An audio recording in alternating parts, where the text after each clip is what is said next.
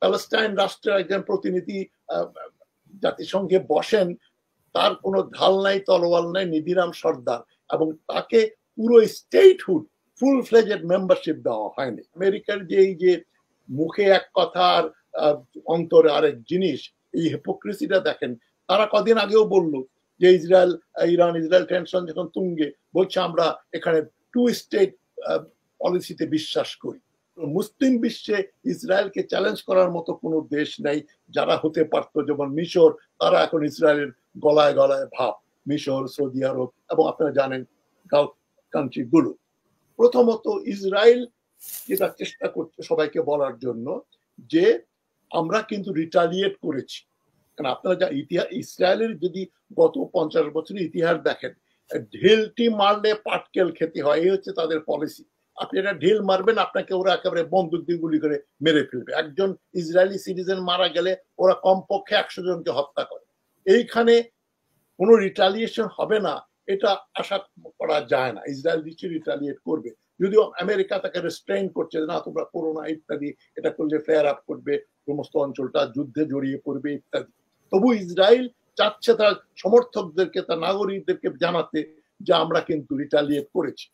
2 নম্বর হচ্ছে এই যে ইরান যে আক্রমণ করলো, আমেরিকান এবং ইসরায়েলি মিডিয়া এতই পাওয়ারফুল, তারা যেভাবে অপপ্রচারটা করলো, আমিও মোটামুটি কনভিন্স ছিলাম যে 99% ড্রোন এবং এই মিসাইল তারা ওই শূন্যেই ধ্বংস করে ফেলেছে।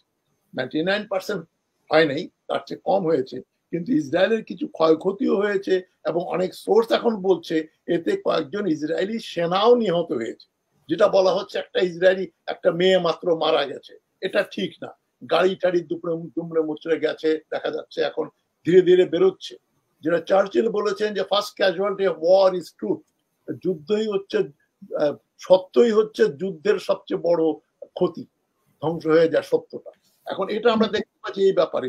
আর 3 নম্বর ব্যাপার যেটা, সেটা একজন অ্যানালিস্ট বলেছেন, ইন্ডিয়ান অ্যানালিস্ট বলছেন, আমি তার সঙ্গে সম্পূর্ণ একমত, যে পরশুদিন জাতিসংঘের সিকিউরিটি কাউন্সিলে একটা ইসরায়েল প্যালেস্টাইন নিয়ে একটা রেজলিউশন করলো। সেই রেজলিউশনটা কি?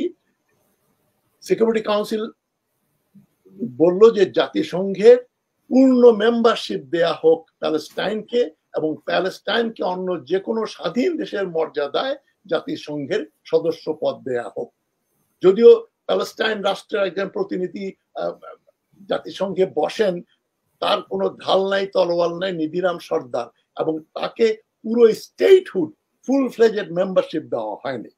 আমেরিকা মনে করেছিল যে এটা বোধহয় কোনো যারা ভিটো দেওয়ার তাদের ক্ষমতা, সে দেশগুলো এখানে মার্কিন পক্ষের যারা ব্রিটেন এবং ফ্রান্স আমেরিকার সঙ্গে থাকবে। কিন্তু দেখা গেল সেখানে 12টা ভোট পড়লো পক্ষে 15 জন মেম্বারের ভিতরে, 2 জন অ্যাবস্টেইন করলো, ইউকে এবং সুইজারল্যান্ড, তারা আর ওই ব্যাপারে ভোট দিল না। কিন্তু ফ্রান্স পর্যন্ত এই রেজলিউশনের পক্ষে ভোট দিল। ফ্রান্স তো নেটো মেম্বার এবং তারও ভিটো পাওয়ার আছে। এটা আমেরিকা আপসেট হয়ে আমেরিকাও সেখানে ভিটো দিল এগেইনস্টে, রেজলিউশনের এগেইনস্টে, যে ইসরায়েলকে আমরা ফুল ফ্লেজেড জাতিসংঘের মেম্বার বানানোর পক্ষে নই। কিন্তু দেখেন ডিপ্লোমেসি, ওদের ডুপ্লিসিটিটা দেখেন। আমেরিকার যে এই যে মুখে এক কথা আর অন্তরে আরেক জিনিস, এই হিপোক্রেসিটা দেখেন। তারা কদিন আগেও বলল যে ইরান ইসরায়েল টেনশন যখন তুঙ্গে, বলছে আমরা এখানে টু স্টেট পলিসিতে বিশ্বাস করি। এখন মিডল ইস্টে প্যালেস্টাইনে যদি টু স্টেট সলিউশন, যেটা ইসরায়েল এবং প্যালেস্টাইন দুটোই থাকবে, তাহলে সেটা কি কি ধরনের স্টেট হবে? Independent full fledged UN membership না দিলে সেটা আবার কি ধরনের স্টেট হলো? আমেরিকা একদিক দিয়ে বলছে আমরা টু স্টেট পলিসিতে বিশ্বাস করি, কিন্তু জাতিসংঘে প্যালেস্টাইনের ফুল ফ্লেজেড মেম্বারশিপ আমরা সমর্থন করি না।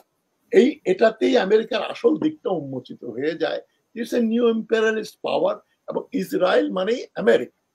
ইসরায়েলকে এতটা শক্তিধর করেছে আমেরিকা যে এখন আমেরিকা ডাইরেক্টলি প্রত্যক্ষভাবে ইসরায়েলকে সাহায্য না করলেও ইসরায়েল ইরানকে এবং মধ্যপ্রাচ্যের অনেকগুলো দেশকে তারা ইসরায়েল ধ্বংস করে দিতে পারে, সেই ক্ষমতা তাদের আছে। যে পরিমাণ তাদের মডার্ন এয়ারক্রাফট এবং নিউক্লিয়ার আর্সেনাল আছে, সেটা টেক্কা দেবার মতো কোনো শক্তি মধ্যপ্রাচ্যে অন্তত পক্ষে নেই।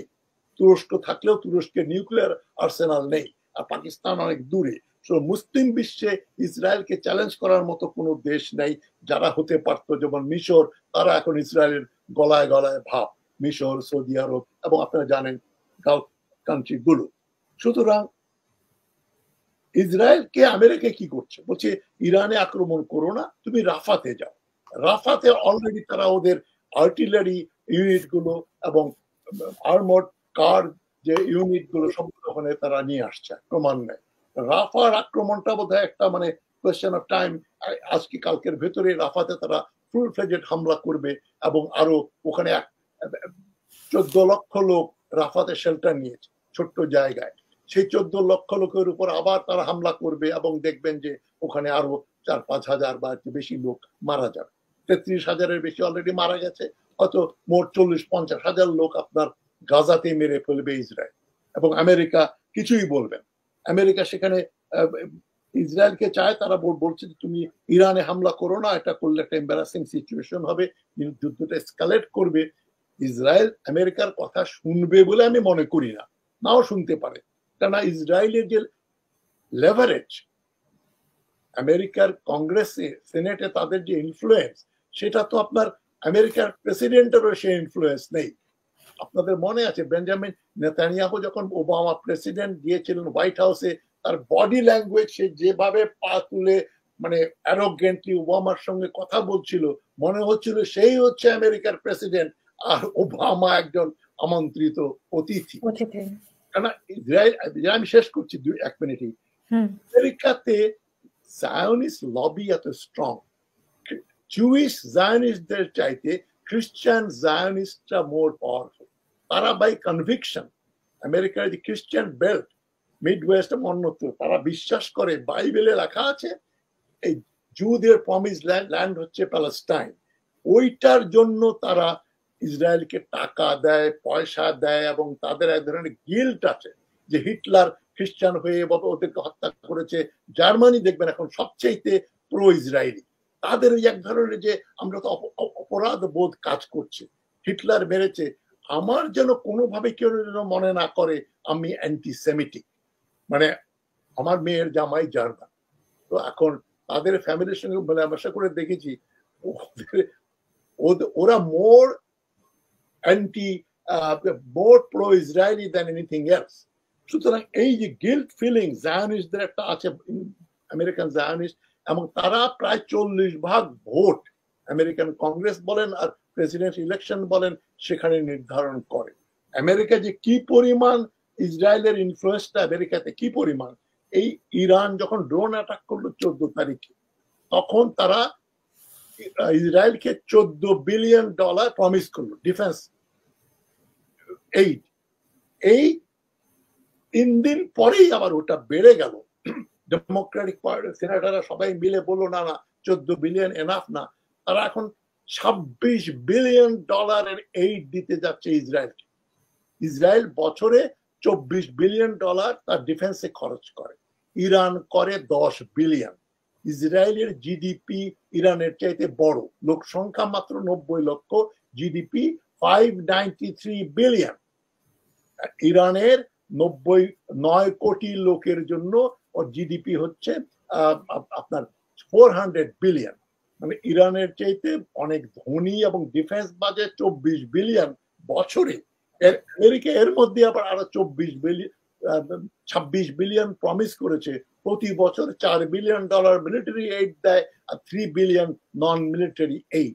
সুতরাং এটা একটা আমেরিকার base colony state, 51st state যেটাই বলেন। ইসরায়েল মানে আমেরিকা, আমেরিকা মানে ইসরায়েল। সেই জন্য এটা আনইভেন যুদ্ধ। ইরান প্রস্তুতি ছাড়া এটা করছে। আমার ওদের যতই বলুক নিউক্লিয়ার আর্সেনাল তারা ইউজ করতে পারে, করবে, কিন্তু নিউক্লিয়ার বমে যদি ইরানের থাকেও ব্যবহার যদি ইসরায়েলের বিরুদ্ধে করে, মারা যাবে কয়েক লক্ষ মুসলমান, মারা যাবে মানে ইসরায়েলের ভেতরে, গাজাতে, ওয়েস্ট ব্যাংকে, প্লাস জর্ডান, লেবানন এবং মিশর। এখানে যে এটা মানে নিউক্লিয়ার ফলআউটটা যেটা হবে, সুতরাং ইরান এটা যুদ্ধ করলে মুসলিম ওয়ার্ল্ডের সবচেয়ে বেশি ক্ষতি হবে, পাবলিক ওপিনিয়নও সুন্নি ওয়ার্ল্ডে তার বিরুদ্ধে পাবলিক ওপিনিয়ন চলে যাবে সুন্নি শিয়া দুই জায়গায়। সুতরাং ইরান কান্ট ডু দ্যাট, এবং ওটা করলে Iran will be destroyed total, যেটা ওই যে আমেরিকার একজন জেনারেল পাকিস্তানকে বলেছিল will be bomb to the stone age. এখন আনইভেন কম্পিটিশন, ইরানের পলিটিক্যাল রেটরিক আছে তাদের, যে বড় বড় কথা বলছেন তারা, কিন্তু ইসরায়েল তো কথা বলে না, কাজ করে যায়। এখন আমি যেটা মনে করি যে আমরা খুবই একটা মারাত্মক একটা সিচুয়েশনে পড়েছি। গাজার ব্যাপারে আমাদের আর বেশি উদ্বিগ্ন হওয়া উচিত, এবং ইরানের হয়তো ইসরায়েল রিটালিয়েট করলেও ওই রকম বড় ধরনের কিছু করবে না, যেটা এখন ইরানিয়ান প্রেস নোটে বলছে যে 3টা ড্রোন তারা নামিয়েছে, ফেলে দিয়েছে গতকাল। কিছু একটা সিম্বলিক করতে হতে ইরান হামলা করেছে, এটাতে যদি রফা তফা হয়ে যায় তাহলে আপাতত ইরান ইসরায়েল টেনশনটা কমে যাবে, শেষ হবে না। কিন্তু গাজার ব্যাপারে ডাইভার্ট করার জন্য, এবং আমেরিকা দেখেন এই গুজবটা রটাচ্ছে কি জন্য, ইউএনএ যে রেজলিউশন হলো এবং ইরান যে ইসরায়েলকে ক্ষতি করলো, এইটাকে ধামা চাপা দেওয়ার জন্য, একটা হেডলাইন করার জন্য বহুদিন পরে এই ধরনের একটা উদ্ভট ব্যাপার দেখলাম। সিএনএন, বিবিসি, ফক্স সবাই মিলে বলছে ইসরায়েল ইরানকে আক্রমণ করেছে। এবং শুধু তাই না, একটা নিউজ আউটলেটে দেখলাম ইরান যে বম্বিং করে বিমানগুলো যখন ফিরছে তাদেরকে এয়ারেই রিফুয়েলিং করছে আমেরিকান প্লেন, এই খবরও দেখলাম। তার মানে আমেরিকা প্রায় প্রত্যক্ষভাবে যুদ্ধে অংশগ্রহণ করছে, কিন্তু এখন দেখা যাচ্ছে ওই ধরনের কোনো বিমানও যায় নাই, কোনো বোমাবাজিও হয়নি ওখানে ইরানে। যাই হোক, এটাই আমার বক্তব্য। অনেক ধন্যবাদ।